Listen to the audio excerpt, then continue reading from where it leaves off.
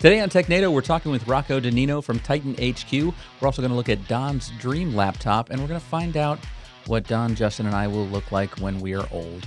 That's all coming up on Technado, starting right now.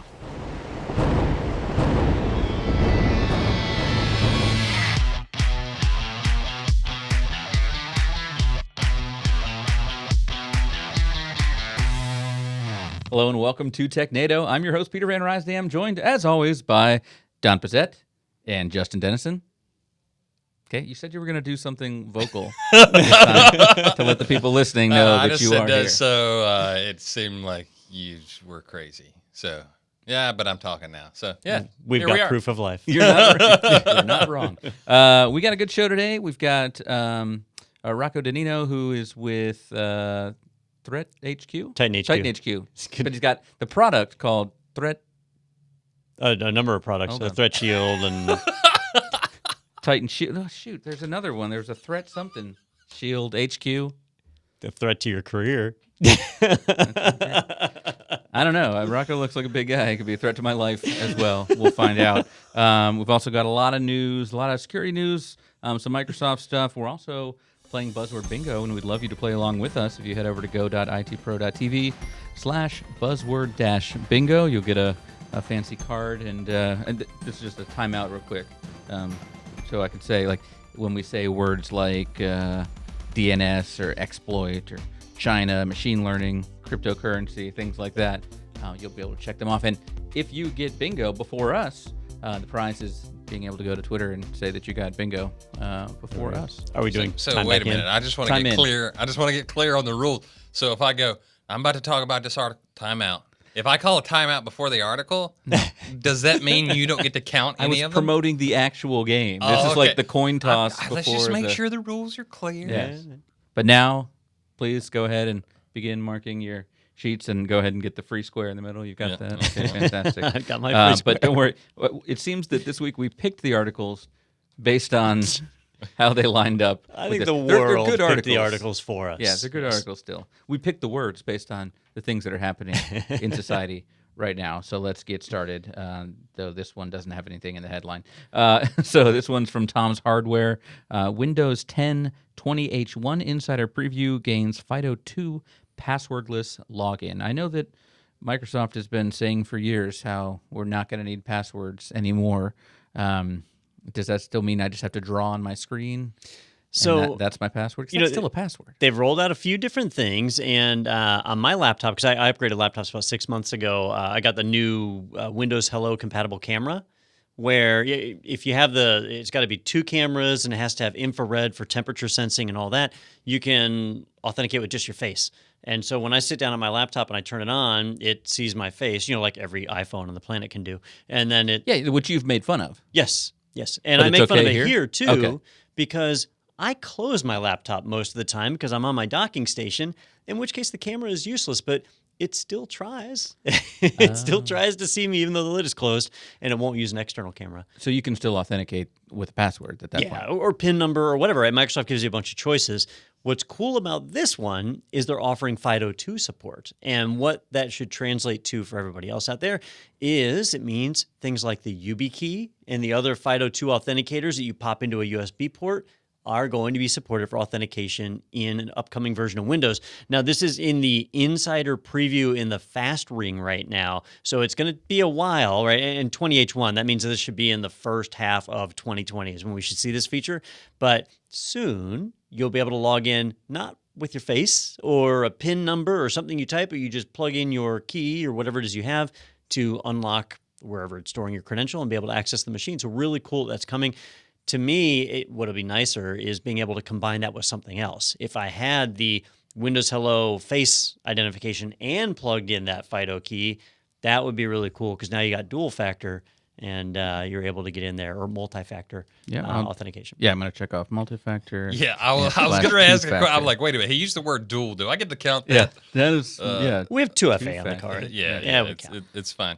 Cool. Do you ever worry about just cameras always being on? Like, is that a concern of yours? Like, that makes me feel weird, like when it's scanning my face. So it's not really a concern. I know a lot of people have webcam covers on and things like that.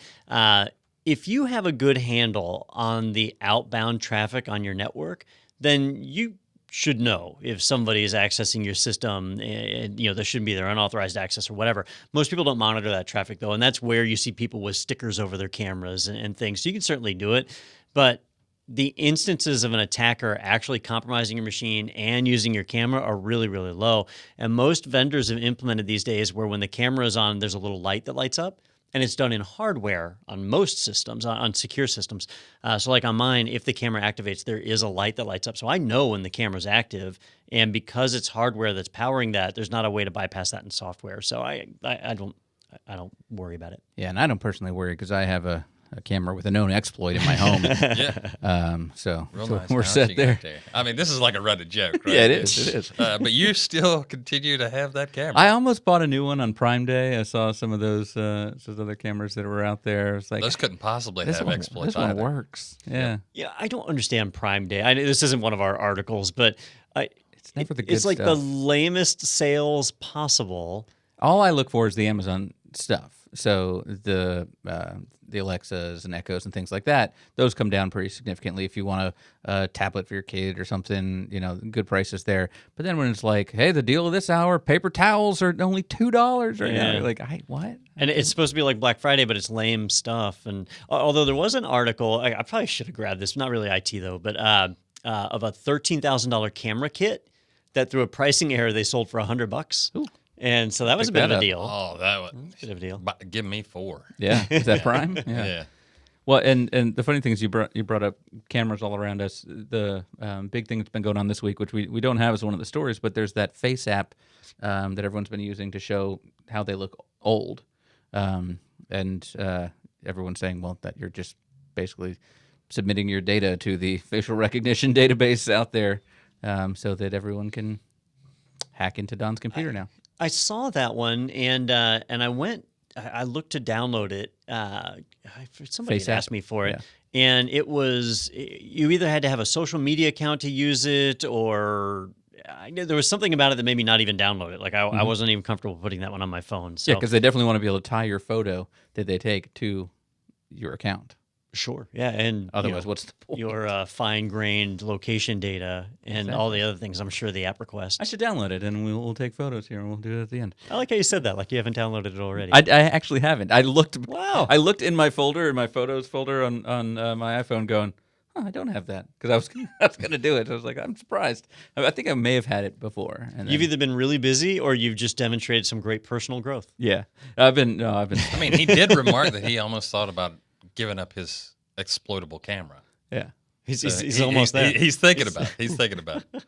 Thank you for saying You're welcome. the word that I said earlier. You're welcome. Did you have? Oh, you did. Oh, yeah, I got that one. Cool. But you said it earlier. I said earlier, and you guys, I'm not going to point it out to you. Oh, you just did. But you said it now, so we're even. Because if I had said right away, oops, I said exploit, and you didn't, you would have gone that entire time without saying. All right, well, we've been talking about articles that we don't have on the show, but the next article is articles. My favorite article of the week, Peter. Tee it up for us. Okay. This one's exciting. At The Verge, Microsoft Teams overtakes Slack with 13 million daily users. Microsoft's first set of user numbers. And now I'm going to make an assumption here that this number is basically the same as Google Plus saying that they had, a billion users or whatever because of the fact that you have a Google Plus account when you have a YouTube account or a Gmail account. So I'm assuming that I have a Teams account because we have Office 365. Is that correct? So you do have a Teams account, but the differentiator here is that they're not saying they have 13 million users.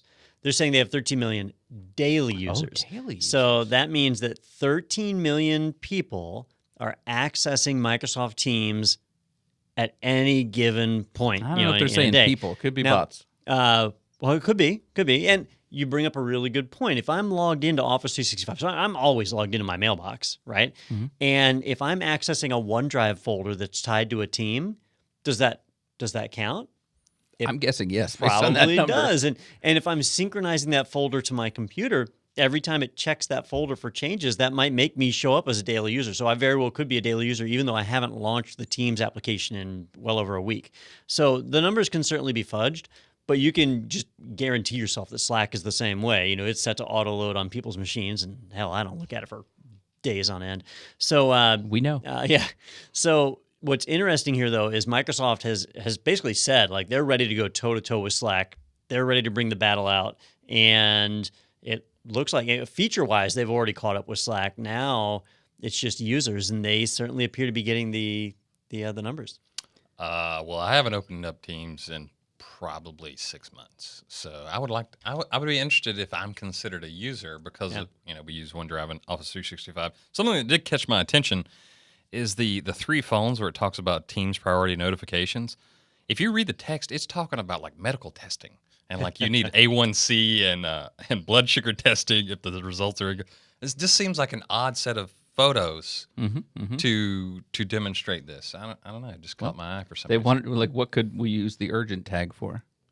That would be pretty. I manage all my medications through a Slack bot. Yeah, I don't know about you guys. It's actually I don't brought have to my me. pharmacist call me. Slack harasses me whenever I need to refill. Yeah, is this? I mean, I know we've been talking about Teams here because it's included in what we pay for. Yeah. But that's just how good Slack is, that we'll continue to pay for that even when we have the competition for free. But my question is, I'll be fine moving to Teams if I like the answer to this question. Not that my input matters on that, I'm just how much I'll complain. Can I still put GIFs as my response to everything? It always comes down to GIFs, doesn't it? And yes, they actually have GIF support built into the thing. That's important to so many people. Yeah. I'll tell you though, companies like ours, especially small, medium-sized companies, if you're already getting Teams as a part of your Office 365 subscription, all of a sudden that $6,000 a year bill for Slack starts looking a little redundant. And you might say, well, $6,000, the whole company uses it to communicate. That's fine. But if you've got the exact same thing built into your solution already. For no dollars. Now, from an IT admin perspective, I'll tell you right now that doing e-discovery inside of Teams is way better than Slack. In fact, it's not even necessarily a better or worse comparison. Like, e-discovery in Slack is practically non-existent. You have to have their enterprise grid account and all this other stuff. So if you ever are involved in some kind of litigation, or maybe you're a security officer and you're actually doing incident response, you're trying to figure out if an attacker got in your network, how far in they got, you have no visibility inside of Slack. It just disappears. But in Teams, it's all part of the Microsoft API, and so you have that visibility. So there's some advantages to going with it. Yeah, you can monitor us. Yes. In addition to that grid service level is not $6,000, right? Oh yeah, it's more expensive. I don't know how much, but I do know it's more. Also, correct me if I'm wrong.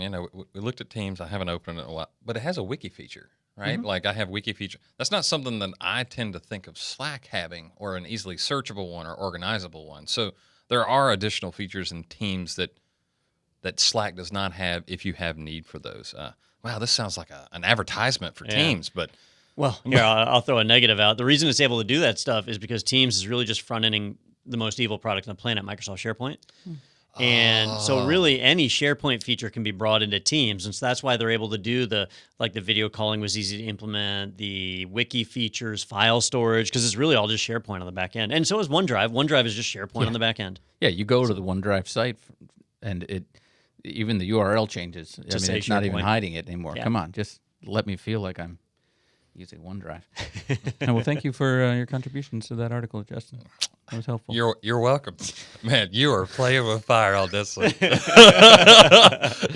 you're throwing shade all over the place right here.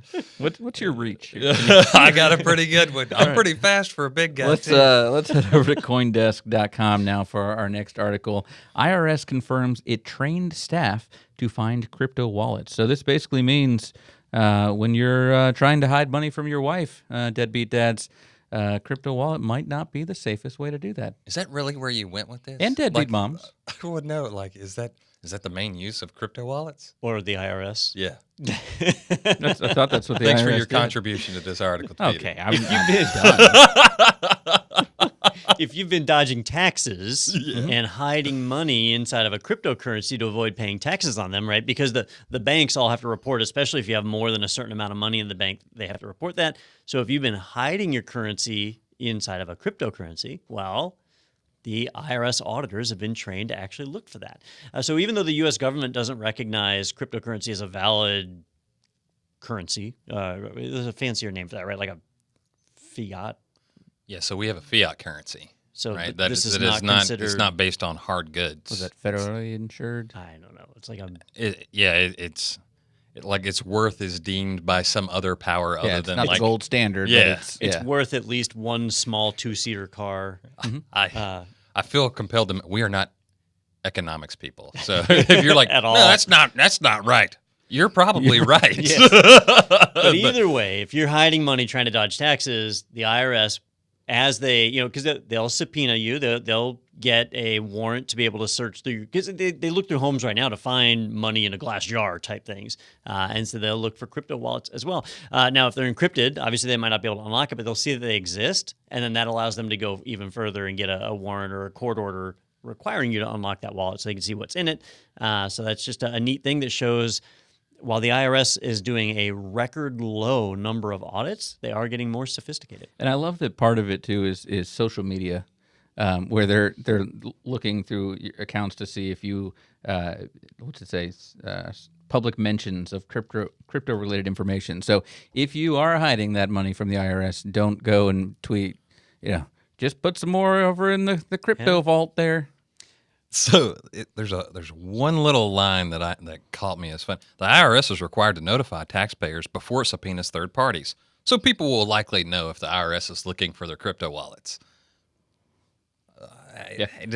We're coming for you. Then how much training can actually help them find that? Then Well, so the thing about cryptocurrencies is they leverage blockchain, right? And so there is a immutable record of all the transactions that have come in and out of the wallet. Now, they already know the wallet exists because they filed a subpoena for it. And so they can easily pull up the blockchain ledger and see all the transactions that have gone into and out of that wallet. So they don't even actually have to find the wallet as long as they can attribute it to you. So if they can locate a trace record on the hard drive that indicates the wallet was there, or if you posted something online like, hey, my wife needs medical treatment, so send donations to this wallet. Like, that's really all they need to be able to figure out exactly what you were shipping along in there.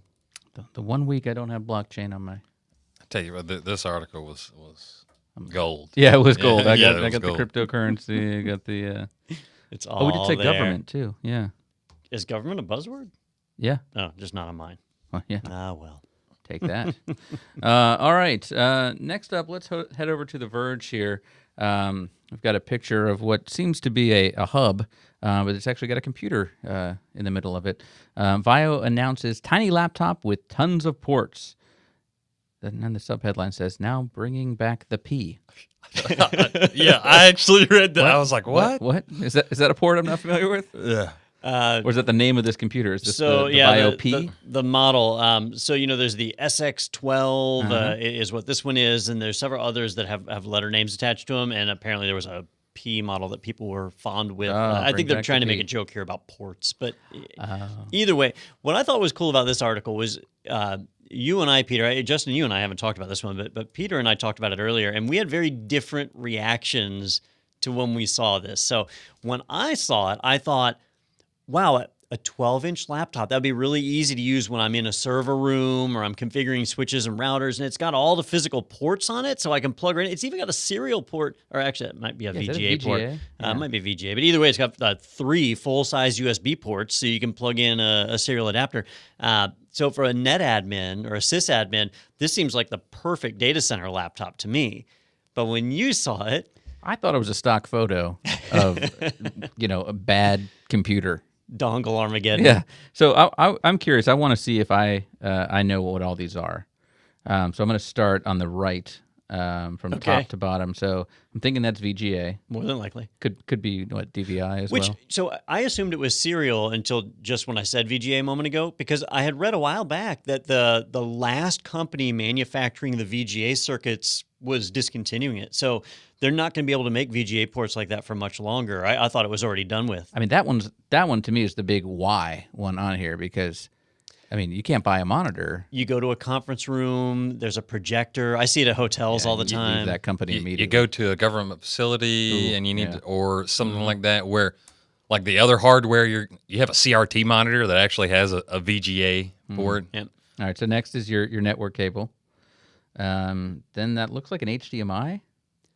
I'm pretty sure that's HDMI, yeah. And then looks like USB-C. Yes. and then a regular USB or USB A. Yeah. Looks like an SD card down there, which shows you the scale of this thing. I mean, that looks pretty big. So this is a small computer. Then on the left side looks like a thumb drive, so a USB A, and then what I'm assuming is another USB A above that, right? Yeah, and it gets power from somewhere, so they don't show that on here. There must be another plug on it. And who knows? I mean, there can be a smart card reader or whatever else on here. We have another article later talking about USB-C, so that USB-C could be the power. Certainly could be. Yeah. Probably not, though, located where it is. Sure. But it could be. Usually on a laptop, they have to have a power... With the heat sink? It's an inverter. Oh, okay. Because you got to convert from AC to DC. And so they're normally up in one of the corners because that gives them room for that hardware before running to the motherboard. I would have thought that as well, but it says in the article, one USB-C for charging. Oh, yeah. So but that is a weird place if that's the USB-C that is... Because I'm assuming that's that third from the bottom there on the right. But maybe they are using like the back for a heat sink or something? Oh, you know what? There's a picture here that's kind of a side view. Let's see if I can zoom in on that a little bit. Yeah, so you got USB-C. That is VGA up there, not a serial port. That's excessive. The network port is one of those where the bottom part is the hinged jaw. Like you ever see a picture of a snake swallowing an egg? Oh, so that would have to open up. It opens up to the cable. Yeah, that's a tall cable. Okay. Yeah. But yeah, everything else you nailed. Yeah, the width or the depth of that is so small that VGA port is basically hanging off the bottom, but they've got one of those hinges. If you're just listening, it's one of those hinges, kind of like the Microsoft Surface, where it raises up. It raises the back of the keyboard up, so you're covered there. But wow, so is that your next laptop then? Actually, I'm really happy with my laptop. With what? A couple of USB-C ports on the side, Yeah, I think I have I have 2 full-size USB, 2 USB-C. What's this? 2018. HDMI, handful. I don't have. I don't have VGA. I do have an SD card reader that I've never used. It's a nice dongle. So I have a smart card reader too, which again I've also never used. Yeah, but it's there. I have 4 USB-C ports because Apple said so, and a headphone jack, which is the weirdest part to me because they took that from my phone, but not your laptop. But they put it here, right next to the USB-C. Yep, right. Yep. It'll probably be gone in the next one though. Yeah. But my phone still won't have USB-C. It'll still be we'll have giant touchscreen keyboard. Maybe that's why Johnny Ive left. He was just so mad about that headphone jack they left. No, I heard he went to Sony and made that VAIO. He wanted extra ports all along. He was the one fighting for it.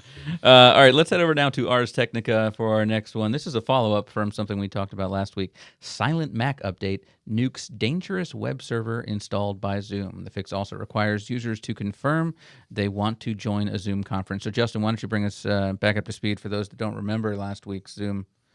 Zoom installed a web server in order to actually make communications, and it kind of just came along with Zoom, but it was always running, and it was that was a test to see if you were paying attention last week, and you were. I actually do pay attention to these, regardless of your commentary on me contributing. Okay. Yeah. So an attacker on the network could easily access this web page that didn't require authentication, and they could start a conference, turn on the camera, and do all of this without the user even knowing it was happening.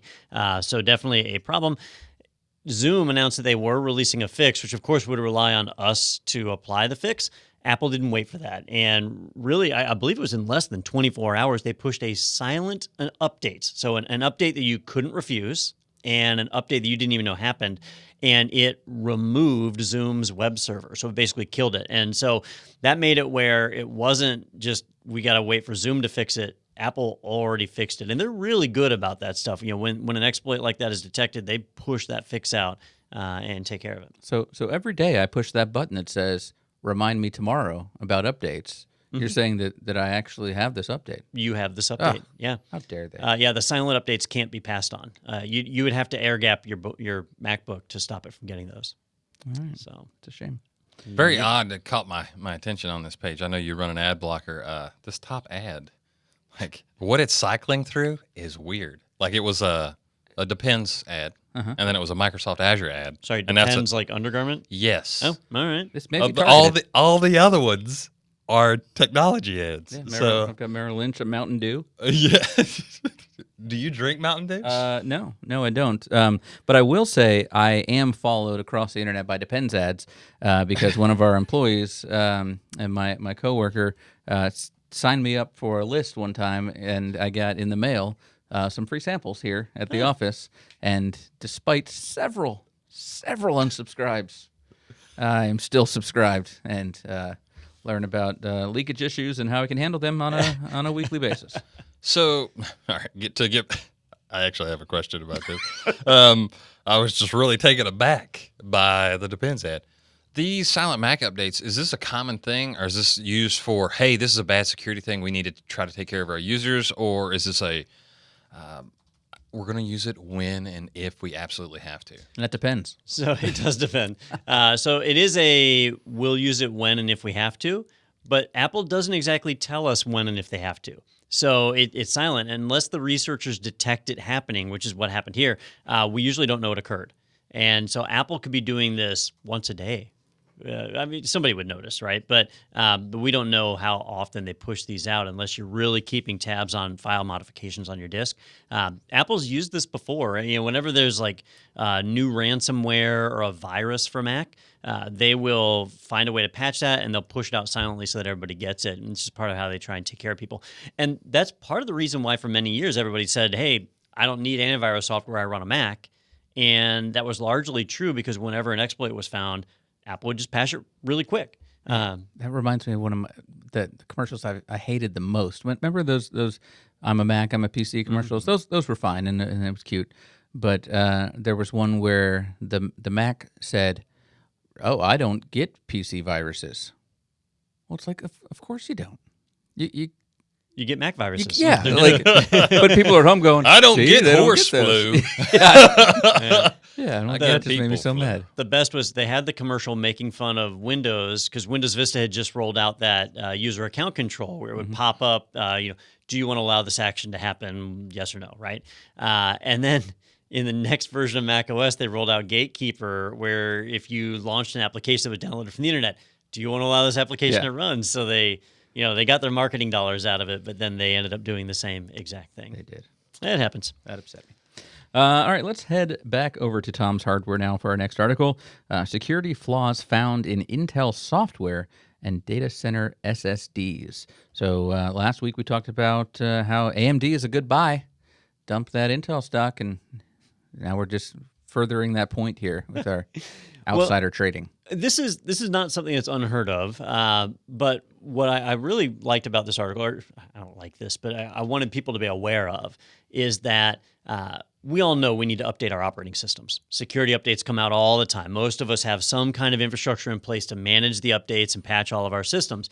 We know that our hardware drivers are important and that they need to be patched and updated because otherwise drivers run in that kernel space on a lot of operating systems, and that exposes you to risk there. But what's interesting here is it's the firmware on the Intel SSDs. And I've seen this before with some other manufacturers as well, where a flaw happens and it's actually a part of the hardware itself. And most people never even think about updating the firmware on their SSDs.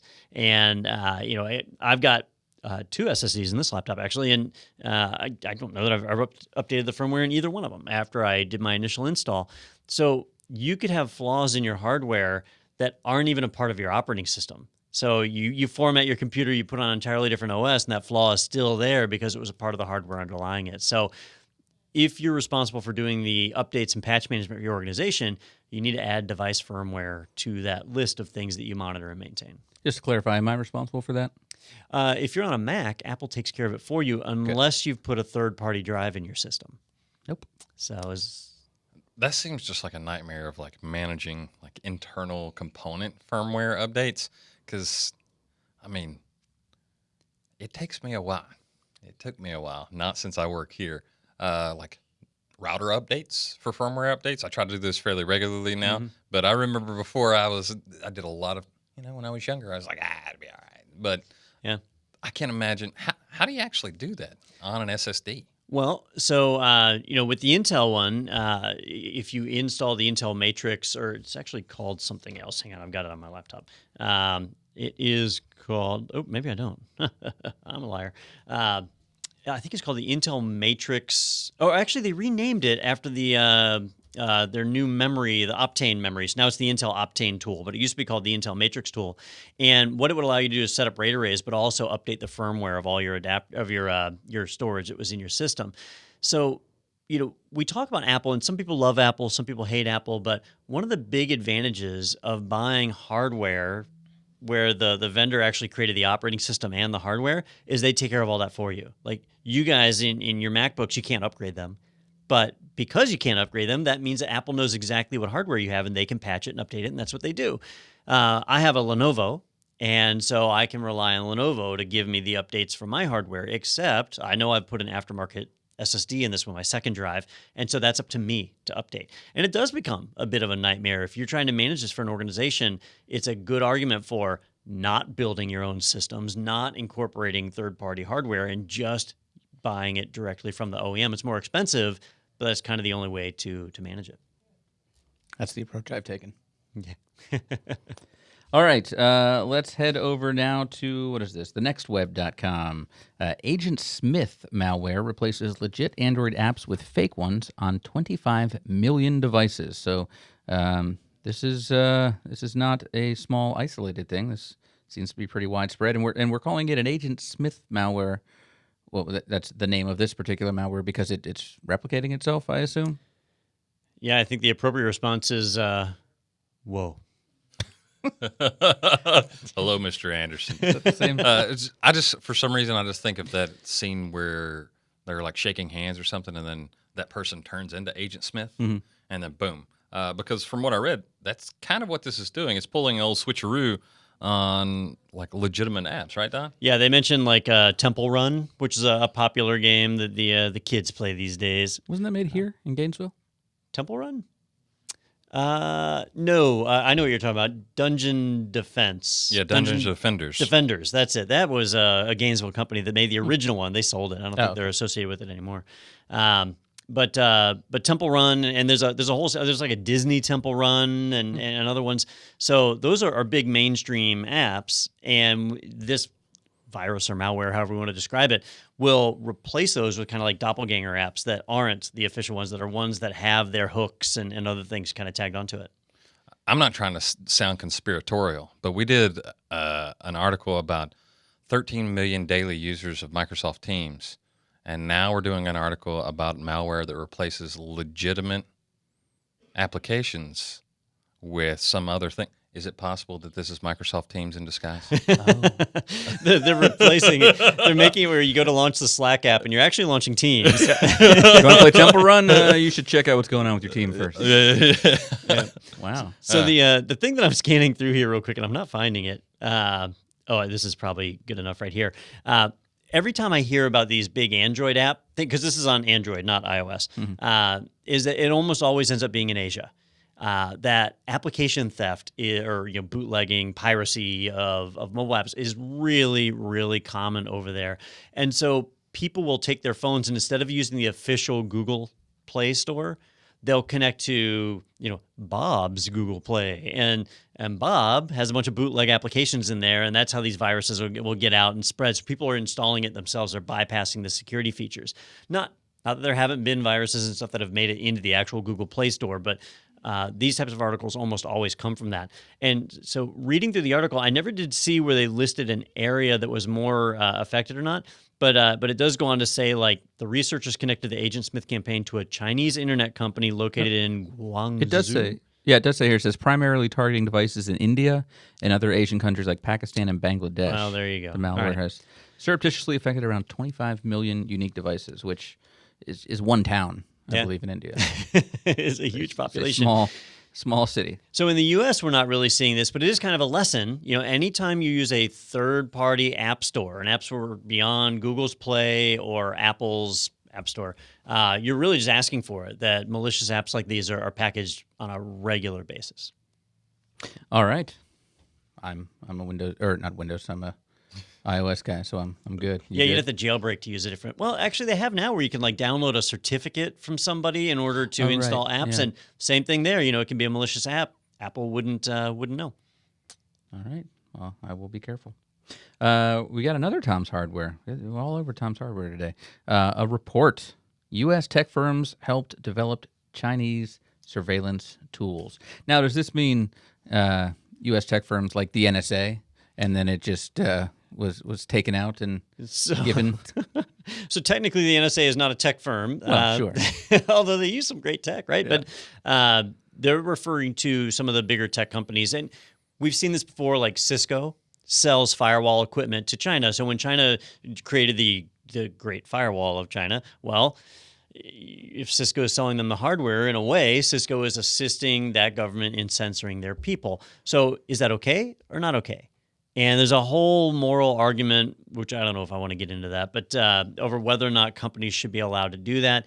And what they're finding is that as they dig and do more research, that it's not just firewall vendors, it's not just web filtering companies. There are tons of large U.S. tech companies that are assisting China in controlling their people's access and surveilling their citizens. Now, if you're the Chinese government, then this is fine. This is, them doing business. That's what they do.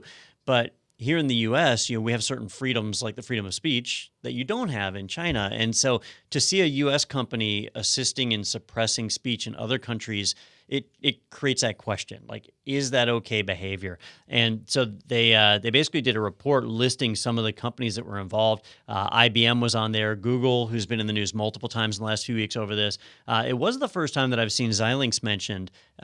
They create, like, if you've ever opened up a server and looked at a motherboard or a network adapter, you'll find Xilinx chips pretty frequently. I was going to say that's the one I didn't recognize because I've never done that. Yeah, and most people wouldn't, right? You're not going to go to the store and find anything branded Xilinx, right? But it'll be a controller chip or something on a piece of hardware that you buy. So it's inside a lot of what we use. And so they're all ones that were named. And it says they helped develop technology used by China's government to spy on 200 million people. It doesn't mean that these companies spied on 200 million people. It's that their hardware was used that way. So, if the Chinese government buys a Canon DSLR camera and then they go and take pictures of somebody on surveillance, technically you could say Canon helped them. It's not true, but you could say that. So that's where this gray area comes in, and they're just trying to get more information to find out whether that's being willingly done. The way I read this, and correct me if I'm wrong, there's a company, Semtian or whatever, that's what they're saying. That company helped the Chinese government, but the other companies that are listed were collaborating with that, even though IBM directly denied it. Is that how that played out? So they're like a spy second removed or something like that? Sometimes, take Afghanistan as an example, right? So, Iran. We'll go a little bit further. We'll go Iran. So in the U.S., we're not allowed to sell stuff to Iran. That's just, we have an embargo in place. We're not allowed to sell stuff. But what we could do is sell stuff to a Ukrainian company. And then the Ukrainian company could sell to Iran. Okay, now, if we didn't know that was happening, then we're not breaking the law. We sold to a country we were allowed to sell to. But if we knew it was happening, right? Like, let's say I had the opportunity to take a big deal in Iran, and I said, "Ooh, we're not allowed to do that. So let's funnel that through another company." Now it becomes illegal, right? So there's certainly the potential here that if these companies knew that Semtian was selling to China or whatever, then that would be a problem. But even taking Semtian out of the mix, like Google, up until just a few months ago, was developing a censored version of their Google search engine for China. And if you don't think they were showing search logs to the Chinese government, then that's like a requirement of doing business over there. So it's not like there's some spy second remove. They were directly assisting in that. Yeah. So the question is, what do they do now? Because now they do know. So we'll see if they're ending their relationships with Semtian or not. I know Google has said they pulled that Chinese version of Google, correct? Yeah, they ended up canceling it. Yeah, it had a code name. I don't remember the code name, but if anything happens, like NATO will issue a stern letter, sure. Just disavowing or disagreeing. Are you going to get rid of your IBM ThinkPad there? So IBM sold off the ThinkPad line to Lenovo years ago. We all know. Lenovo are they a Thai company? I can't remember. Maybe. I can't remember where Lenovo is based out of. We'll They find might be out in a moment. Chinese, so it might be a Chinese We're going to laptop. talk Lenovo here in a second. So anyway, that's all the more reason for you to go get that VAIO with 1,000 ports. Yeah, I have no state sensitive information on my laptop. I think I'll be all right. All right. This is a little bit of a wacky story over at BusinessInsider.com. A JetBlue flight was evacuated after someone mass airdropped a suicide vest picture to other passengers, according to reports. So basically, people were just sitting in their comfortable JetBlue seats, watching the free DirecTV and all that, and then opened their phone and received a photo that was airdropped to them, which you should not have airdrop on to accept from anyone that isn't in your contact list. That would be my suggestion. Yeah, so you had to teach me about this before the show, Peter. I didn't even know you could do mass airdrop. So I've used airdrop to quickly move a photo over to my phone or over to my desktop, and I always have to turn it on and do the transfer. I just remember to turn it off afterwards. But I guess is it normal practice for people to turn it on and leave it on, or is it on by default and I just don't remember turning it off? Let's see. I can't. I don't remember if it's on, but because I also turn mine off. Like even for I'm like, I'll turn it on, do what I need to do, and I turn it back off. Mainly because, if nothing else, I don't like it like popping up in the little find people around me thing. Go, hey, Justin's iPhone's available. That just means that I'm near. I don't know, that paranoia. When I open AirDrop to send this meme, it shows me Peter's MacBook, which is in my contacts. Oh, Do you see I've got me? Joe's MacBook right out there He's outside the room. I've got Rob's. He's on the other side of the MacBook as building. well, which is impressive. And it oh, just now keeps Valerie's popping. just popped up, so more and more are popping up. It but must be just over the wireless then. Yeah. I guess so. Yeah, I guess I thought it was it's not near field just for some near reason. field. Because those people are not next to us right now. They're in the building. If I remember right, when this stuff was originally launching, when they put the NFC stuff in the phones, it was if you weren't on the same wireless network, you could tap the two phones together and it would temporarily create a wireless network between the phones. So it never did transfer files over NFC. It's too slow. But tapping them would share a key that would create a wireless network in between, like an ad hoc wireless network to transfer the files. But it must run over regular Wi-Fi too if you're seeing those devices on the other side of the It building. must be. Yeah, and what's odd is in this case, I mean, I would see if you airdropped something to me, I would see Don sending you this. Right. So in this case, where someone was sending a threat, basically sending a terroristic threat, Just a picture, right? but I would be able to see that this came from Don's iPhone or Justin's iPhone or something like that. I haven't used AirDrop in a while. I have to accept these, right? I have to go. You do. If you send me something, I have to go. Okay, is that common for people just to go? Yep. So the article, like they have this all anecdotally, right? Secondhand from people who are on the plane. Like nobody has a copy of this picture. They can't even agree. Was it a picture of a suicide vest or was it a person in the suicide vest? Like they don't know that. So when they say mass airdrop, like somebody could have just sat there and airdropped one at a time Just to each of seeing these who people. accepts it, yeah. And most of the people probably did just ignore it. But I'll tell you, if somebody's sitting there on a plane and all of a sudden they get a message, so-and-so sending you a picture, what are you going to think that picture is? Definitely a suicide vest. I want to make sure. I think people are going to think, ooh, they sent that to the wrong phone. I wonder what it is. Yeah, I wanna know. Click Yeah. to look. So 'Cause I haven't heard of viruses or anything being transmitted over AirDrop, so I think most people would probably just go, "Oh, I'm curious. What is this?" and it's a picture. It's not like an Excel sheet that might have a macro in it or something. So I think a lot of people would probably open that up and look. And honestly, I would have expected something different in the picture. I would ring my flight attendant call button at that point. I wouldn't have wanted to see either, but a suicide vest definitely a great way to shut that plane down, which is exactly what happened. Yeah. And I now realize I don't even know how to get into AirDrop on this thing. go into anymore. You have to System enable it preferences. in preferences, Okay. but if you go to a photo or something and then hit share, Oh, that's how I've done it. then you Inside of the see it photos. at Got that it. point. So. Okay, well, I'm not going to do that. Yeah. Well, I was going to airdrop a bunch of fun stuff to you, but now I'm not going to do it.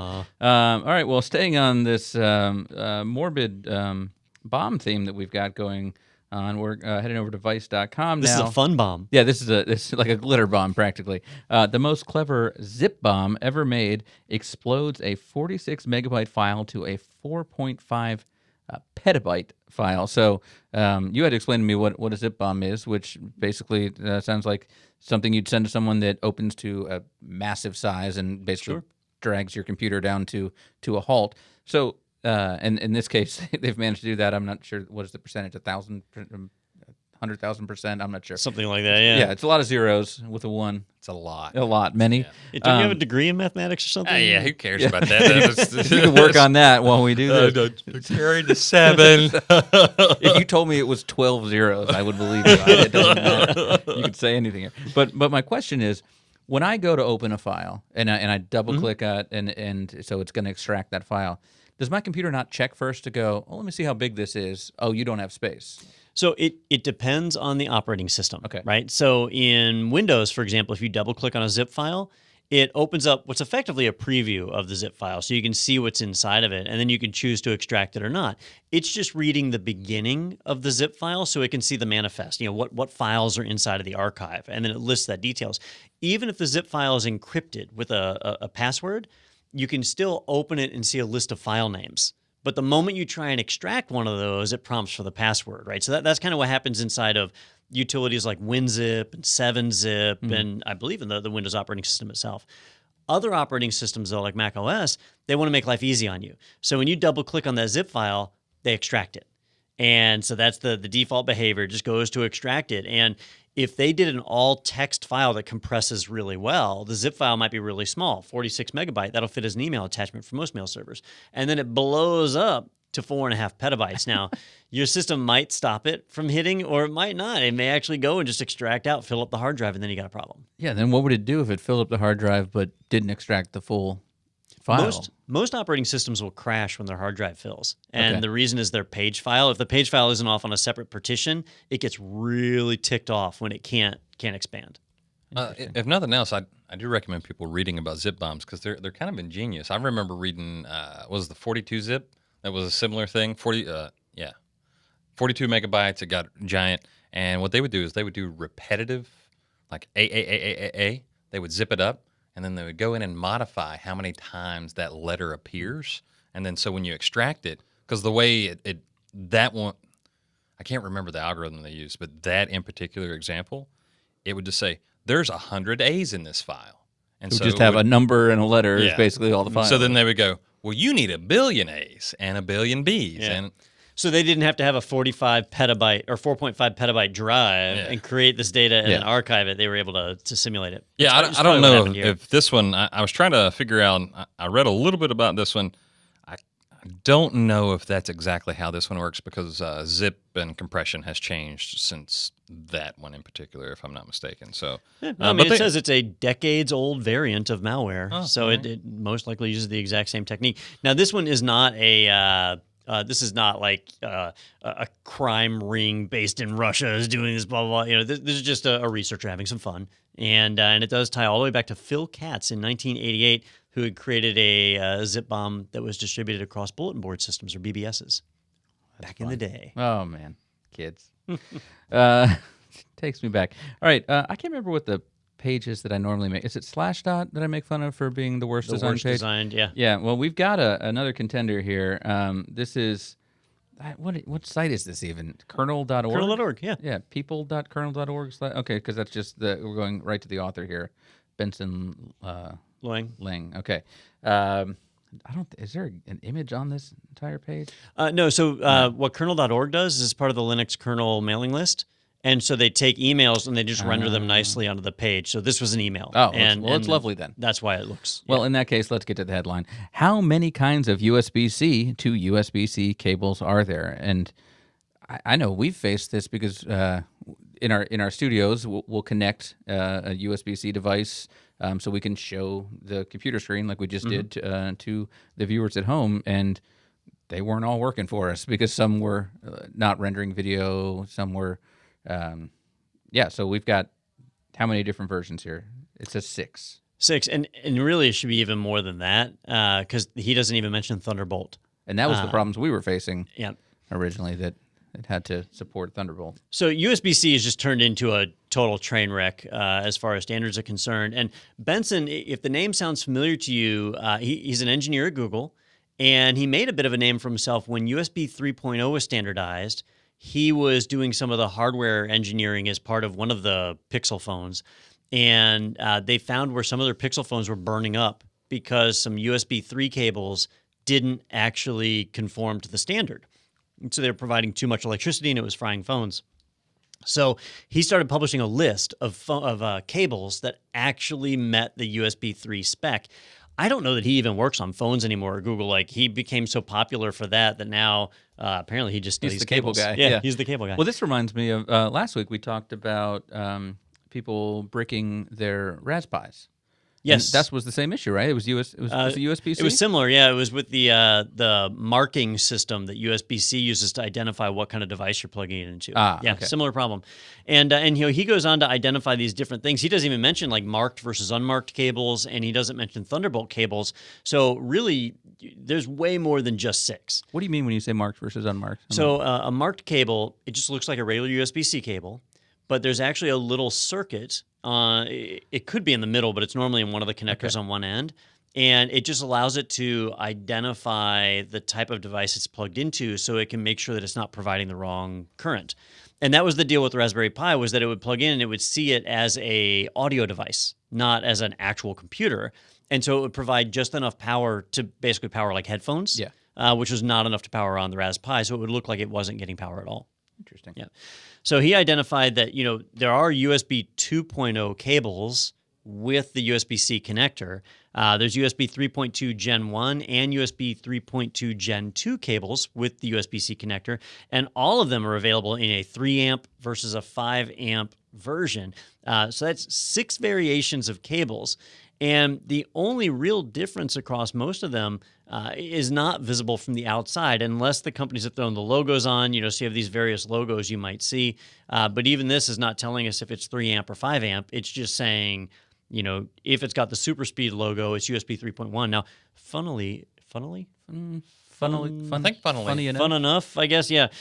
This super speed logo right here was actually made for USB 2.0. And so it's like a Camaro. In a USB-C cable, it's just a mess. And so at this point, if you get a USB-C cable, you have no idea what it's capable of. Can I do damage with the wrong USB-C cable? Yes, you can. That's not good. Yes, because I will do that. Yeah, it's certainly possible. It's a really good chance. It's something that they tried to stop, and power adapters these days are usually smart adapters, and the way the USB standard works is a port shouldn't be able to receive power unless it requests the power. So if a port requests 1 amp of power, then that's all the plug should supply. But if a request for more amperage than the cable supports is made, and the cable doesn't stop it, if it doesn't conform to the standard, the cable can catch on fire. Yeah, giving you 10 amps of power through a 2 amp cable. And that's what normally happens, is you'll see a cable fire, like if your cable melts. And I think, have you guys ever had that happen? Just between our 2 cars. Do you remember when we hooked up the jumper I cables also wrong? remember that. Yeah, that was jumper cables. Now that boiled down to labeling, because we were following the instructions, but the instructions were in black and white. And we had a red and black cable. And we had a red and black cable, and the black cable was the red cable on the drawing. Yep. Oops. Yeah. I mean, if I had been paying attention, I would have realized what I was doing. But I'm just black. Yeah. Cable caught on fire. It was fun. Yeah, it was the outer lining of the cable, because the cable just got so hot and the rubber just melted. Yeah, and resistive heating. Yeah, a bunch of current. Still have some marks on my car there. Well, the fun part about that was Don and I trying to figure out how do we get this flaming cable away from our cars, because we're like, A, this could blow up. B, I don't want to touch that. Yeah, because it's exposed copper at that point. Yeah. Oh, that's hot. I think he grabbed a stick, and we're just hitting the cable with a stick. I didn't see that part. I grabbed a wooden-handled hammer. Oh. And it was a claw hammer, and so that's how we took that off. Because Don carries one of those in his car. And the cables were not disconnected. It burned through, if I recall, and just all of a sudden we had 2 sets of alligator. And this is why I work in IT and not the automotive industry. Well, I would like to thank you and your wife for the new jumper cables that you purchased for me. That was not necessary. So for some reason I said that about how Zip Bomb was made, and then I was like, hold on a second.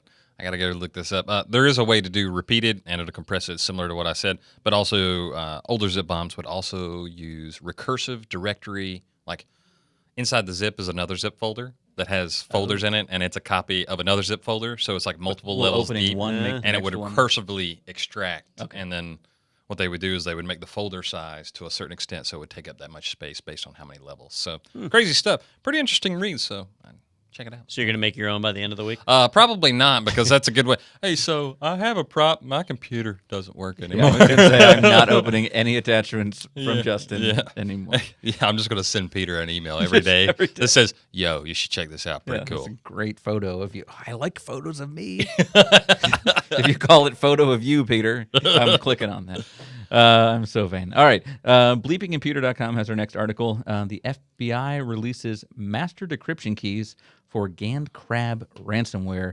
And I still don't know how they come up with these names for different attacks. So, a lot of times they find some kind of text string inside of the binaries that power it. And so, the name comes from somewhere. But this one was actually written by crabs. Maybe. Gand. Maybe they just forgot the Gandalf. R. Was it Grand Crabs? Like Gandalf? the big crab. Gandalf? A magician crab? Possible. For some reason, all I'm thinking of is the thief crabs, the giant crabs that like legit go and steal garbage and stuff. You know what I'm talking about? No. Neither of us. Is that a buzzword? What will I have nightmares about tonight, Justin? Hold on a second. Continue with your story. I'll look the robber crabs. Can I make a drone out of it? Yeah, robber crabs. A robber crab. Also known as a coconut crab. It's a giant terrestrial hermit crab. They're powerful enough to crush coconuts. With where are these things? Geographically? Florida. Don't say Florida. We have flesh-eating bacteria in our ocean, so we don't need the crabs. The stuff I can see, though, is scarier. Looks like Indian Ocean, Pacific Ocean, like Asian Pacific. All right. Yeah. That is a huge They've swath already got of... Oh, well. Terrible Android store apps to worry about, and now this. Yeah, they like climb trees and everything. Crazy stuff.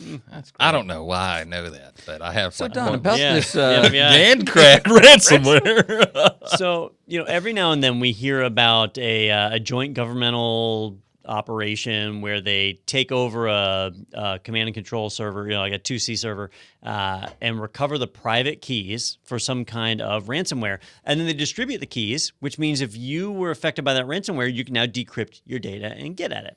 And it always makes the news, just like it is here on Bleeping Computer, and it's exciting to read about. But if you dig a little deeper on a lot of these, you'll find out that it's actually not very useful at all.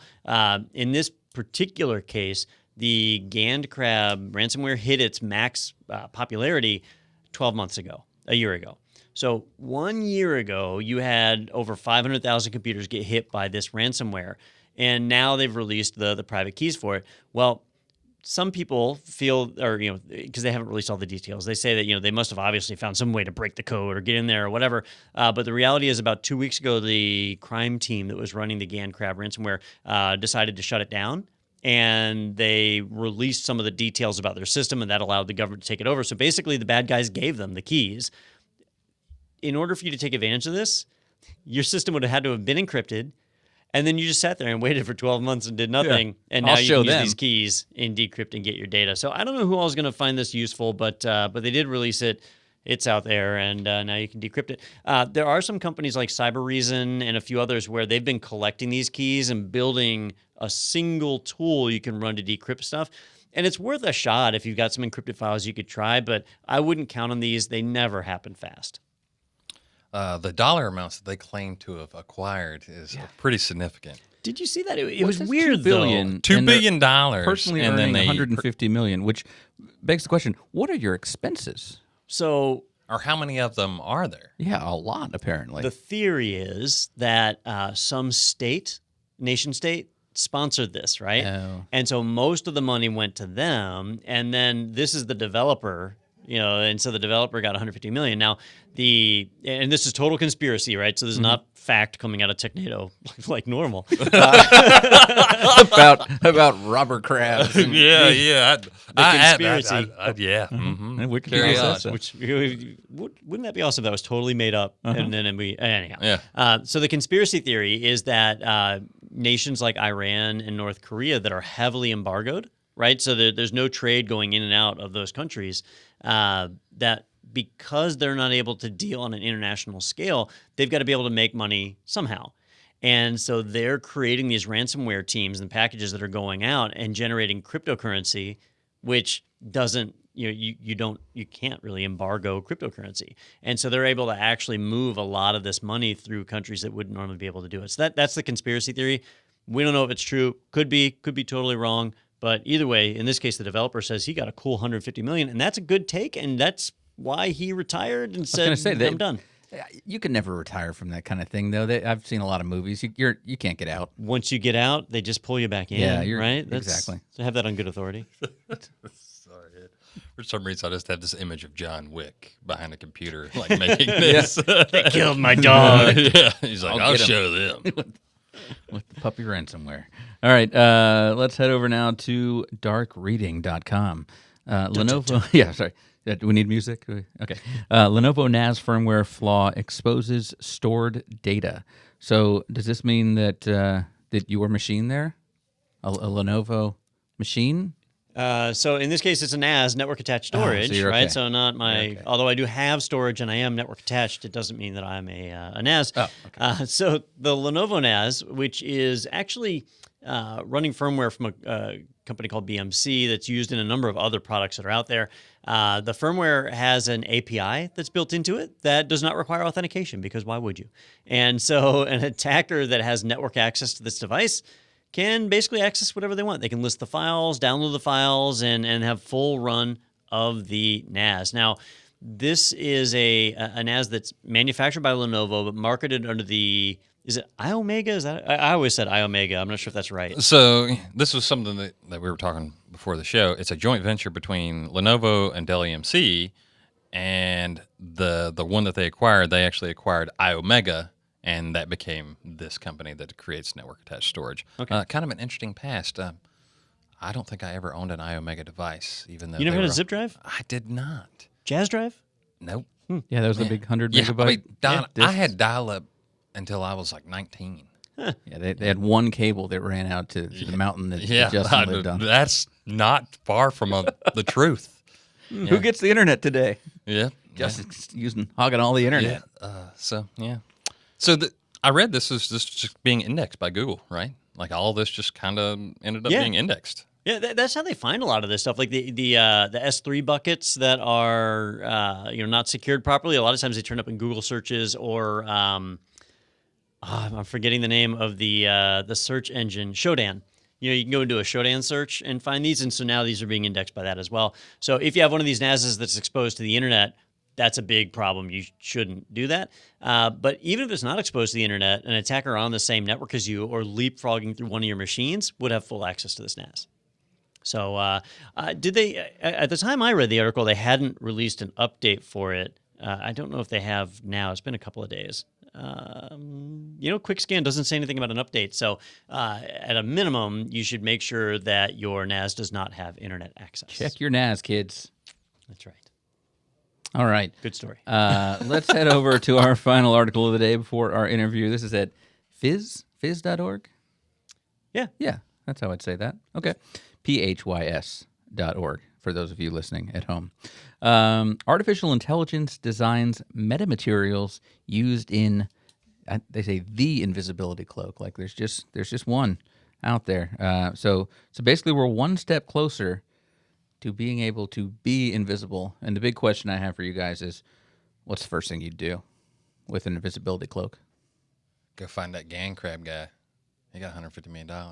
Good point. Yeah. Show up. And who's going to be like, you took it from him. And throw actual Robert Crabs at him. Yeah, just show up. Just look at this. Open the cloak and it's just full of Robert Crabs. I see an Ocean's 11 plan coming together here, right? Yes. I mean, we just got to organize the right people. Shoot, I was thinking. In all seriousness, like invisibility would definitely throw a wrench in a whole bunch of society. Oh man, yeah.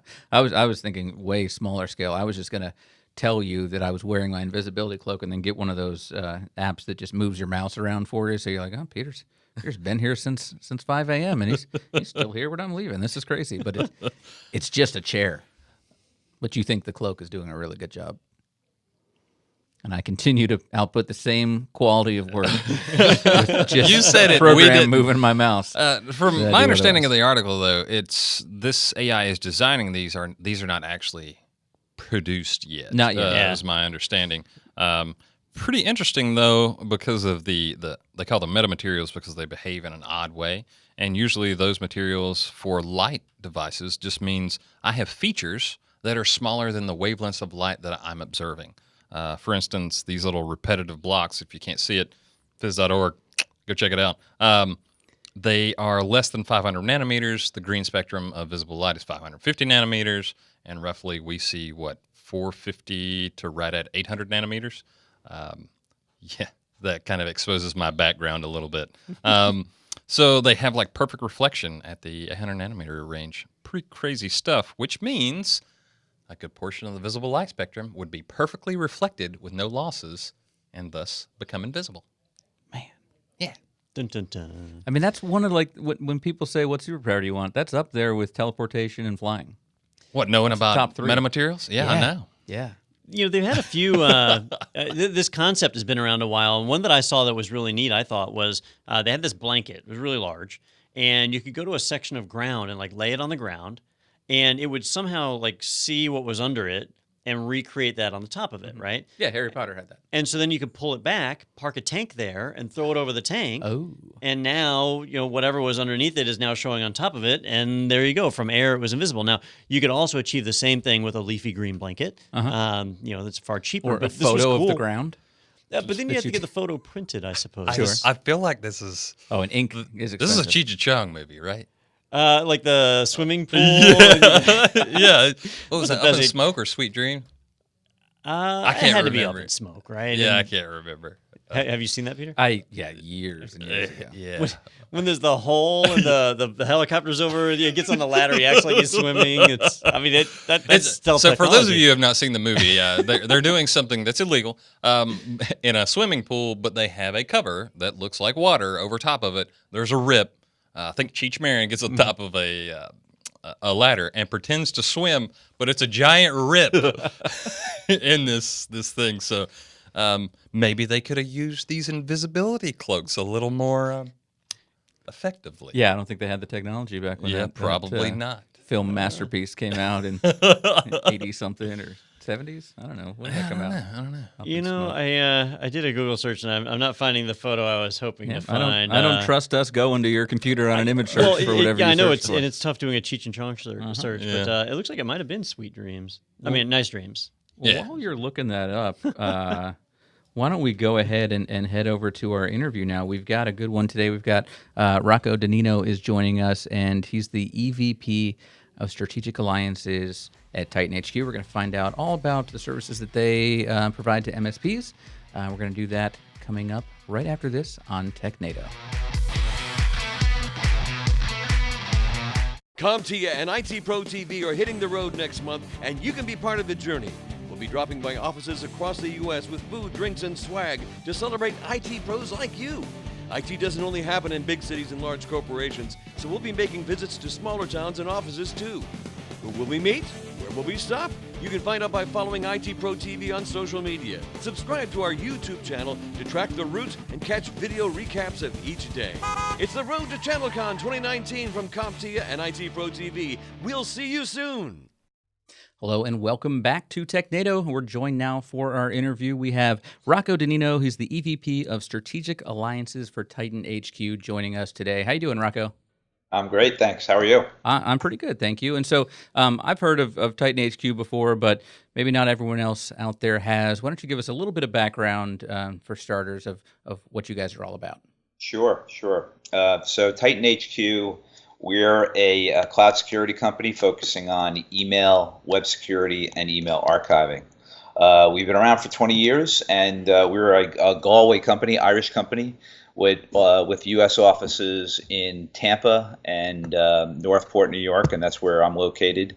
We've strictly focused on email, web, and email archiving security, mostly focusing on providing these technologies to the MSP community, service providers, OEM, and Wi-Fi providers. So what exactly is your role in all that then? With partnerships, are you working with bringing on new customers or partners that you're finding product synergy with? What do you do there exactly? Sure. Yeah. My role is really to help TitanHQ expand their footprint. And so my responsibility is working with our largest strategic partners and MSPs. So again, we focus very closely on the needs, wants, and desires of the managed service provider. And so I run a team of strategic alliance account managers who are working with these type of partners and bringing our technologies in whole or in part to downstream small to mid-sized businesses. All right. Now, a lot of our audience actually either works for or are MSPs that are out there. And so solutions like yours are really beneficial to them. But I think we really haven't quite talked about what that solution is just yet. So with TitanHQ, you guys actually have a number of different products that are all kind of built around web filtering, email archiving, email filtering, and so on. What would you consider to be your primary service? Yeah, so as a 20-year-old company, we started out in email security, and that was with our flagship product called Spam Titan. And we started with Spam Titan as an appliance, and competed with the likes of Barracuda for MSPs. And as the cloud became prevalent, and we wanted to ensure that we're adopting, and as people are moving to the cloud, so Spam Titan, we built that technology as a cloud-based solution. We set up a private cloud for MSPs and provide email, spam, phishing, sandboxing, anti-spoofing, anti-phishing technology for any type of email system out there.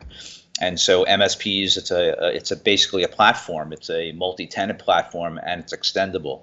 So a partner can take our technology in whole or in part because it's completely driven, API driven, and so they can utilize pieces of it and integrate it into their own platform, or fully deploy it as our own solution and deploy it to their downstream customers. Again, it can be rebranded as their own, and we can continue, and it can be added to particular types of platforms that they might be running. Now, I know implementing filtering services like that in the past, it can be kind of challenging. You mentioned Barracuda, where you used to have to buy a physical appliance and deploy it on site, route all your email through it for the filtering to happen. Most of those services have moved to the cloud now. You mentioned integration with other partners, and I know you guys were out at DatoCon. Dato has, what's theirs, Autotask or Dato RMM? They have a couple of different products. So when you say you integrate with those, what's that integration look like? Does that mean an MSP just like checks a box and all of a sudden mail's routed through you, or is there still a whole process for setting that up? Well, for an MSP, we are, an MSP is taking our technology and most of the time deploying it to their entire install base. And so that would be simply taking our technology, changing the MX records to point to their cloud, and so their customers' emails are pointing to our service as the MSP. And so that's the integration of our product. And again, so where MSPs can manage their downstream customers, they can provision their customers, they can change policies for their customers, they can throttle up and down different policies for their customers. From an integration standpoint, though, they might have a different platform of their own in terms of other things that they're managing. So because we have REST APIs associated to Spam Titan, they can take our technology in whole or in part and develop to their own platform. Now, when it comes to DatoCon, and one of the reasons we were there, we're a very strategic partner of Dato. As a matter of fact, Dato had made a big bet 2 years ago in terms of getting into managed networking and their appliances. And when they looked at that space, they needed content filtering. And so they looked at the field of threat intelligence and content filtering solutions out there and chose TitanHQ. So TitanHQ actually OEMs our threat intelligence and our Web Titan technology to Dato, and it's part of the D200 and the Dato DNA. And so we're, again, a very strategic partnership for Datto around web filtering. Now, I know for me personally, like I love IT, but my job is kind of easy because I just get to sit around and talk about it, and that's not a hard thing to do. But for you guys, at least in my book, spam filtering and web filtering are really kind of the same idea, right? You've got certain websites or certain emails you don't want people to access, and you identify those and block them before they can do any damage. But it's got to be a nightmare to stay on top of that. And so if you guys are the original provider of that filter, how do you stay on top of it? How do you keep everything current and identify sites so quickly? Yeah, so certainly a little bit out of my realm, but our threat intelligence we feel are second to none. And you're right, email and web, these are both mission critical applications, right? So small to mid-sized businesses can't live without email. And 98% of the threats that come into an organization are web-borne. So you have to protect both your internet access as well as your email access. And so email security and web security go hand in hand. And we feel we have the largest URL database in the world. We're scouring almost 100% of the internet looking for malicious sites and phishing sites that could potentially breach an organization. We're stopping 100,000 malicious sites every 4 seconds. So it's something again, in terms of our threat intelligence team, they're higher than my pay grade, but they do an awesome job, and we're delivering advanced cloud security for our partners at probably a fraction of the cost that our competitors are. So we've been talking a lot in recent weeks about ransomware, and we've it seems like every day we're seeing a different attack pop up in a different city or company having to pay for something. So it seems like an issue of not if but when. And so you're doing a lot to protect the customer before they get something. But if it does happen, what protections are in place there? I was looking a little bit at the looks like the TitanHQ product that does a little bit of the Arc Titan that does a little bit of the backup of the email. Is that really kind of what protections in place for them? Yeah, well, email archiving is key to any solution when you're talking about productivity. MSPs are not only looking to protect productivity tools like Office 365 or G Suite. And so their customers, in terms of being compliant, they want to archive that email and ensure that they can retrieve it very safely and very fast. And we're protecting in terms of the email stream in and outbound messaging. That's vital. And we're protecting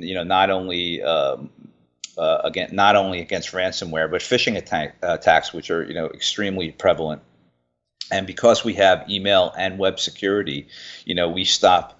We're constantly stopping breach attempts. And as you know, an SMB gets attacked within a breach in a 6-month period.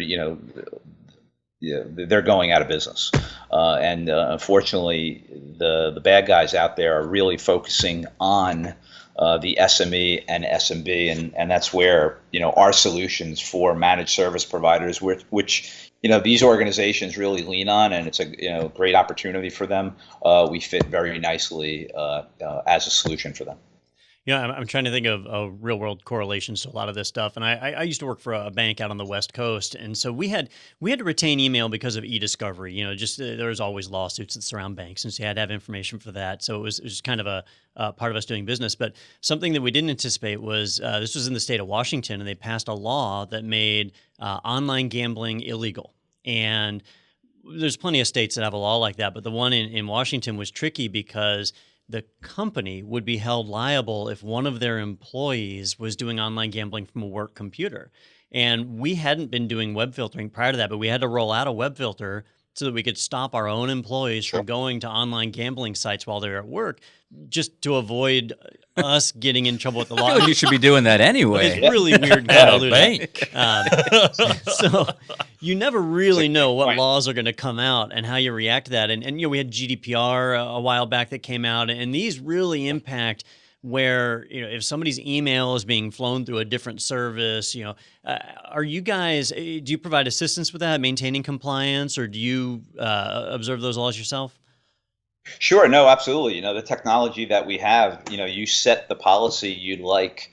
If you want to stop gambling sites, you have that capability. Obviously, there are organizations that are going to stop, an employee from looking at porn in terms of, HR and a hostile work environment. But, a lot of the categories that we block are about security. And that's where really the strength of our technology has lied, is that, MSPs are putting this on their system as an extra layer of security.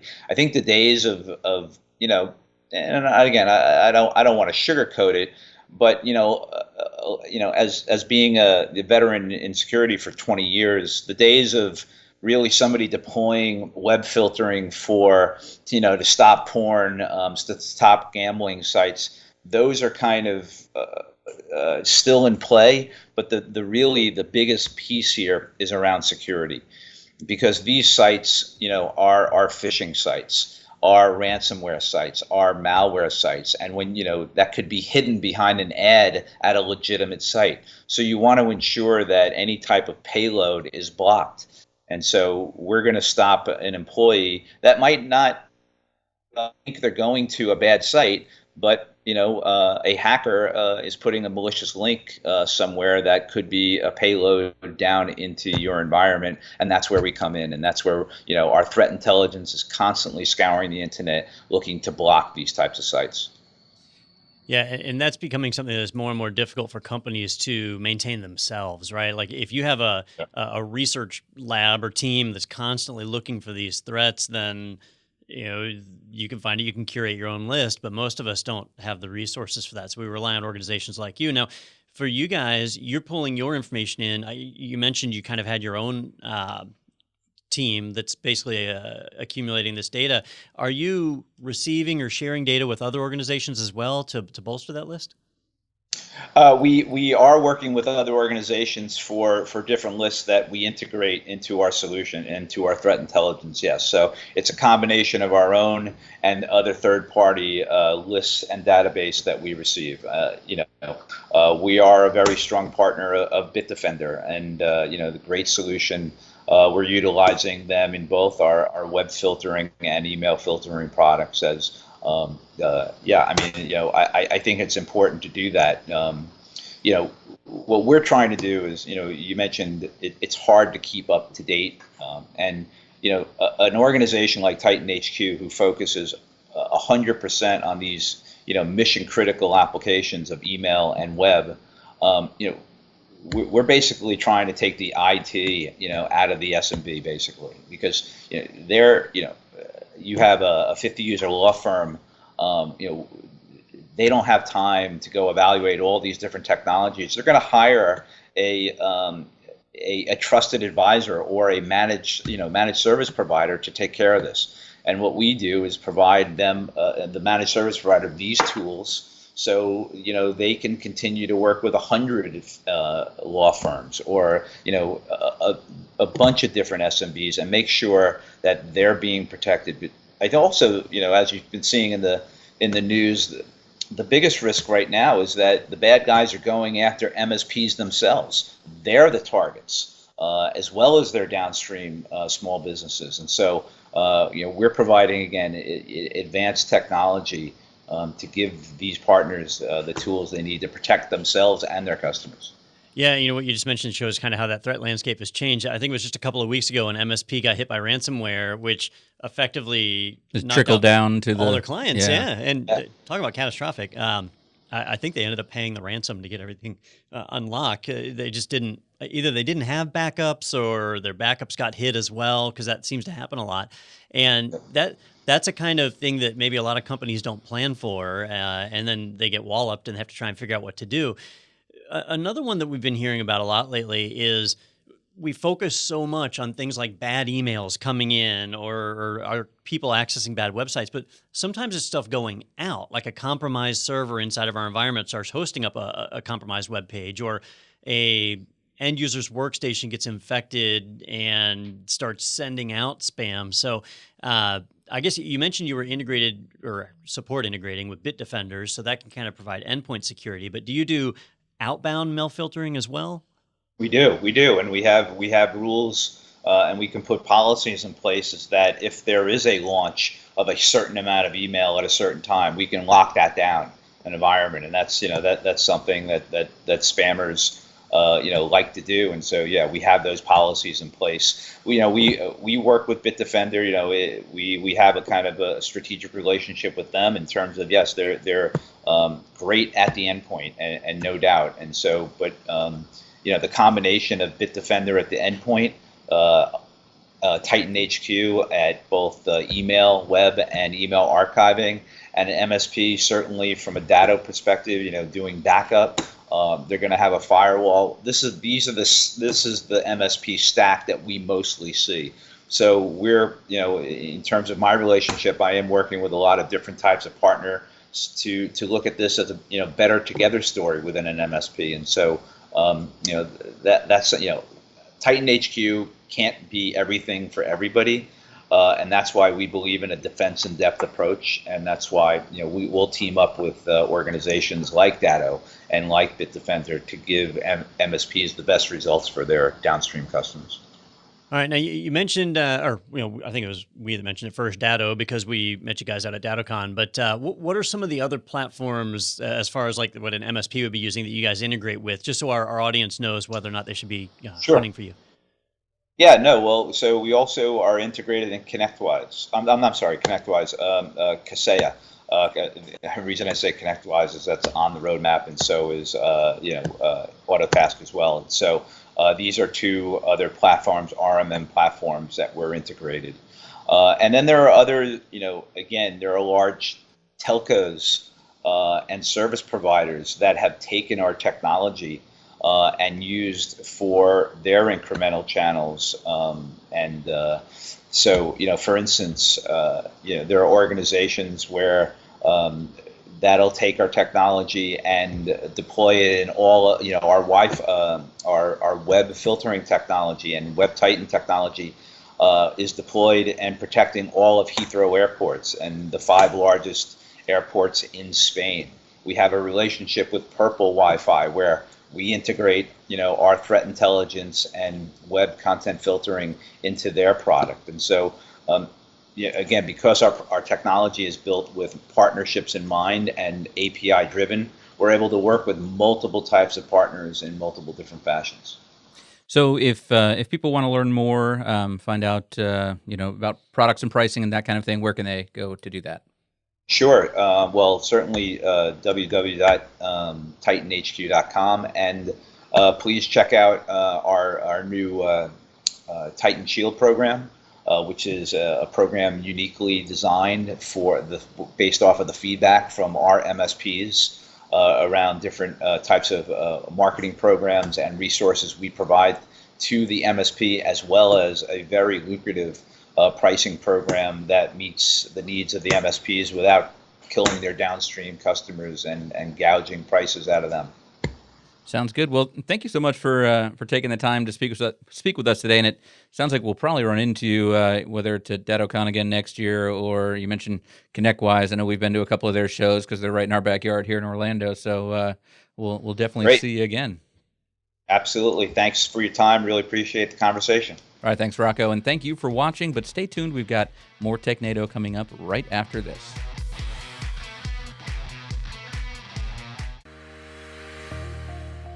How do IT pros stay up to date? With the IT Pro TV webinar series, of course. Twice per month, IT Pro TV presents a webinar available at no charge. We get started with today's topic. That's right, exploring the dark web with Don Pizzette. Don, how are we doing today, sir? My name is Vaughn Smith, and today we are going to be presenting ITIL 4 Foundation exam tips and preparations. We get started with today's topic, the undead of IT, supporting legacy systems. Help me in welcoming to the stage, Mr. Adam Gordon. Adam, how are we doing today, sir? Hold on one second. I got to get started here. Can you talk to them? I can talk to us. Okay, great. Absolutely. So You can catch IT Pro TV webinars live or on demand at your convenience. See them all, Visit www.itpro.tv/webinars. All right, welcome back to Technado, and thank you to Rocco for joining us from what looked like a lovely beach home up there in I think you said Queens, right? Queens, New York? I don't know, does Queens have nice beach areas? They do. I guess they got coastline, so. But my mind was like map, New York, boroughs, where, I don't know. No. When I think of Manhattan and stuff, I don't think of nice beach houses, Yeah. but Think again. maybe. All right, well, nobody got bingo, I believe. Not yet, there's still time. That's true. Can we throw a DNS story in there for me? No, we can't. But, So I'll tell you, we brought up the website, and I saw. I was like, yeah, here it didn't say any one of them. I need 0 day. Yeah. And Rocco mentioned MX records at one point, but Yep. he didn't actually say it was close. server technology. Yeah. Oh well. Next time. Next time. Well, we do have a little fun treat for you. We went ahead during that break there, and we took the photos from FaceApp. I went ahead and I downloaded it again because I'm already in the Russian database, I am sure.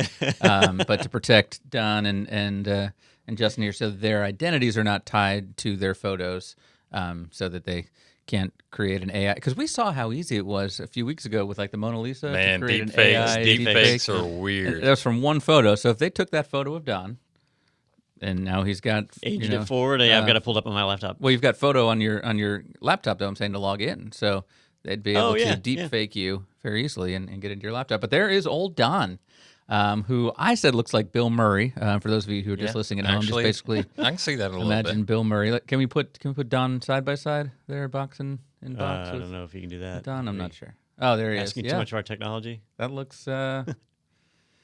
Yes, I'm sorry, Don. Hey, you know, It said this is 5 years away. the important takeaway here is that I will still have teeth in the future, and if you need a Werther's, you know who to go to. Yeah, you got several old ones in your pocket. What people don't realize is these are actually our true pictures, and we're using the app to de-age us right now. They do have a young filter, so we need to because find an old person. Stress will age you quite a bit. The young filter, just tried it. David just tried it, and it does some weird stuff with features of the face. Speaking of weird features of the face, let's take a look at Justin's here, Yeah. who I have described as Big Lot Santa. So not the Santa at your nice mall, but at that old mall that nobody goes to. Was this the age filter or the holiday filter? Yeah, same thing. There should be like snowflakes, Justin. right?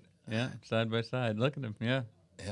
I can see it. I can totally see it. Yeah, I look like my Uncle Frank. Yep. Also, still have all your teeth in the future, so good to know. That's good. That's your one thing. You That's just wanna it. Make sure. Like, you there's know no how dentures substitute. work, right? Oh, there's There's no me. substitute for good dental hygiene. Yeah, I look. Honestly, I look a lot like my father in that. So it tells me how accurate that is. And Don was nice to point out I still have a little color in my beard, which is You look. nice. You're very much like a college professor. yeah. I could definitely teach a course on modern Macroeconomics. literature. Or so. Oh yeah, definitely. Yeah, there's no elbow pads on my jacket. So there, I feel like this is one of those times. Do you ever listen to a comedy special and like you're listening to the audio and they're doing like gestures? They're like, it was like this. And then there's just deadpan silence and the audience laughs. Well, that's what I tried to describe. I feel if you're not watching this, you should go at least take a look at this part of the segment, at right? least take a Like, look if at you're our- driving around listening, you're like, what is going on? Maybe we can use these for the thumbnail for this week's episode somehow. I think saying Actually, Bill could Murray. we take the thumbnail and put it in that app? Will it age all of us? Ooh, yeah, I can do that. I will totally do that for this week. So, I mean, I think saying Bill Murray, Big Lot Santa, and my father, everyone knows what those three things look like. Yeah, That's he's a pretty lovely accurate. man. He's a lovely Yeah. man. All right. Good. Creates an image. Hey, before we let you go, folks, I want to let you know about a couple things. First of all, we've got a really cool webinar coming up. If you head over to itpro.tv/webinars, you can check it out. It is about Eternal Blue and live hacking. And so Don is going to be doing that with Daniel Lowry. That's on Thursday, July 25th. They're going to show how Eternal Blue works and how you can safeguard yourself against it on your end. That is Thursday, July 25th at 2 p.m. U.S. Eastern Time. Head over to itpro.tv/webinars. You can register for that, and you can see all of the past webinars as well, like the one that Don just did about when disaster strikes, an IT Pro's Guide to Disaster Planning. And I had an idea on that one because you're going to do the next one in that series is last-minute disaster prep. So like, hey, hurricane's coming, it's 3 days away. What are those last-minute things you can do if you didn't take all the initial steps? I think the next one should be, what do you do during the hurricane? Like, do you hold the servers down? No, that'd be a short one because it's a simple answer. Drink. Yeah, I was like, I'm pretty sure it's just a hurricane party at that point, right? You're like, we got our backups. Whee! But we talked about, when we had hurricanes a couple years ago here, we talked about, hey, come to the office as the Alamo because it's made of concrete. It's going to have, a little bit more redundancy on some That way, if systems. it does cave in, it will crush us. Yeah, take the horribly. whole company out at once. Yeah. Well, this building, the previous tenant here was what do they call it? A tier 1 services provider. So that meant that, in an emergency, they were one of the first buildings to get power restored. So this building's never lost power during the emergency since we've been in here. It's a good place to come. Lost power a few weeks ago, didn't we? We have lost power, but not during during emergency. like a hurricane or whatever. Yeah, unfortunately, they took all their nice generators with them when they left. Yeah. That was disappointing. Oh, that is unfortunate. Hey, Maintenance on those things is pretty high. So Yeah, they are. Not all bad. But if you had power, if you lost power for a week like I did, 2 hurricanes you would ago, want that. Yeah. you want one of those. Run the 'cause AC. Oddly enough, right after a hurricane, you know what it is? Hot and humid here Why can't in they do Florida. hurricanes in the winter? I don't know. Well, hurricane season runs to the 1st of December. Yeah, well, right? it's not winter here. No, it's not winter here. Yeah, It's still nasty outside. Hey, one more thing. If you want to learn about IT Pro TV, head over to go.itpro.tv/Technado. You can find out about a coupon code there for 30% off your membership for the lifetime of your subscription. Also find out about business plans, some of the cool things we have, like a Teams feature and a Pro portal, so you can kind of manage that team. There's discounts for that as well, and you can check all of that out at go.itpro.tv/Technado. Well, thank you, gentlemen. Thank you to Rocco as well. And I look forward to, podcast number 10,000 when we look like we do in those photos. I wonder if we'll be as nice to each other at that No, point. we'll be horrible. I don't know if crusty it'll old be men. a podcast at that point. It'll just band be will- like a berating. Shut up, Peter. The band will have broken up. It'll be the reunion tour, Yeah. and I have my hot leather pants on. All right, on that note, thanks so much for joining us. We'll see you guys next week right here on Technado.